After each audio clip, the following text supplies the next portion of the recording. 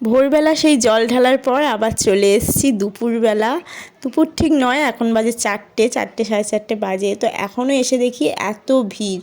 উফ, এর আগে পর্যন্ত মানে সকাল থেকে এই যে ভিড় লাগে, এর শেষ সেই রাত্রিরে হয়। তো যাই হোক, এখনও দেখি এত ভিড়। কিসের ভিড় বলো তো? এবার দেবে বাতাসা ছোড়া হবে। তো বাতাসা ওজন হচ্ছে এখন। তো এই এই দেখো ছোড়া শুরু হয়ে গেছে।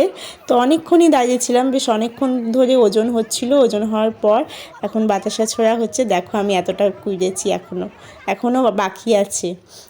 তো দেখো আমাদের কত ভিড়, খালি ভাবতে পারছো কত ভিড়। আর থেকে থেকে যারা ওজন করেছে বাতাসা, তারা নিয়ে যাচ্ছে বস্তা বস্তা। সেখানে গিয়ে গিয়ে আমরা অনেকে বলছে যে দাও দাও, আমাকে একটু দাও। তো যাই হোক, এটা একটা আনন্দ। এই যে কুড়ানো, এটাতে কোনো লজ্জা নেই। কারণ আমরা যে বাতাসা কিনতে পারি না তার জন্য কুড়াচ্ছি এমন কিন্তু নয়। এখানে সবাই যারা প্রত্যেককে আছে, তারা সবাই বাতাসা কেনার ক্ষমতা আছে, কিন্তু এই আনন্দটা কেনার ক্ষমতা নেই। এই আনন্দটা যে সবাই মিলে একসঙ্গে বাতাসা কুড়াচ্ছি, হই হই করছি, এই আনন্দটা খুব কম আমরা পাই জীবনে। তো যাই হোক, এই আনন্দটা উপভোগ করার জন্যই আমরা বাতাসাটা কুড়াচ্ছি।